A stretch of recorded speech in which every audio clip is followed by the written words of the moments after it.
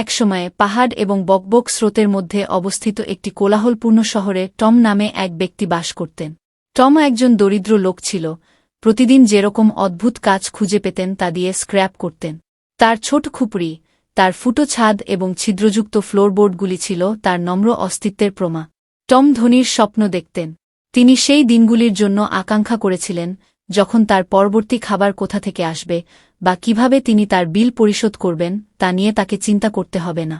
কিন্তু সে যতই পরিশ্রম করুক না কেন, ভাগ্য কখনোই তার উপর হাসবে বলে মনে হয়নি। একদিন যখন সে ধুলোময় রাস্তা দিয়ে হেঁটে যাচ্ছিল, টম রাস্তার পাশে পরিত্যক্ত একটি পুরানো, আবহাওয়াপিটানো বইয়ের উপর হোঁচট খেয়েছে। কৌতূহল উদ্বেলিত, তিনি এটি তুলে নিলেন এবং এর কভারটি ধুলো দিয়ে ফেললেন। শিরোনাম ছিল ধন ও সমৃদ্ধির রহস্য।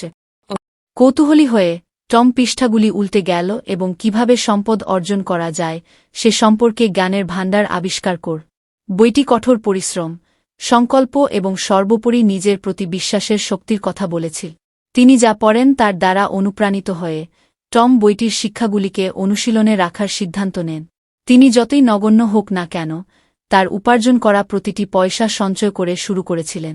তিনি অতিরিক্ত কাজ নিয়েছিলেন, দীর্ঘ সময় কাজ করেছিলেন এবং বিলাসিতাকে ত্যাগ করেছিলেন যা তিনি একসময় অপরিহার্য বলে মনে করেছিলেন।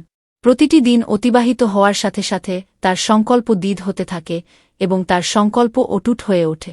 তবে এটি কেবল কঠোর পরিশ্রমই নয় যা টমকে তার লক্ষ্যের দিকে চালিত করেছিল। তিনি বিজ্ঞতার সাথে বিনিয়োগের গুরুত্বও শিখেছিলেন।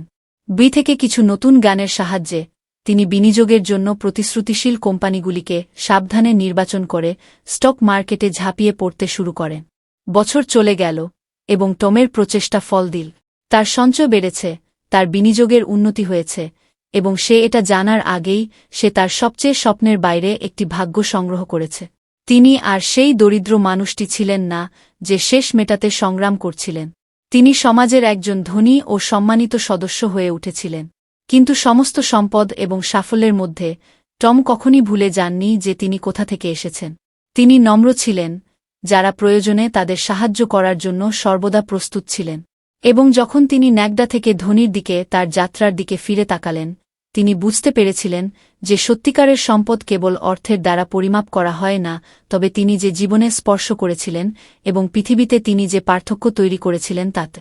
আর তাই একসময়ের দরিদ্র মানুষটি যিনি স্বপ্ন দেখার সাহস করেছিলেন, তিনি অন্যদের জন্য আশার আলো হয়েছিলেন। তিনি প্রমাণ করেছিলেন যে কঠোর পরিশ্রম, দৃঢ় সংকল্প এবং সামান্য বিশ্বাস থাকলে যে কোনো কিছুই সম্ভব।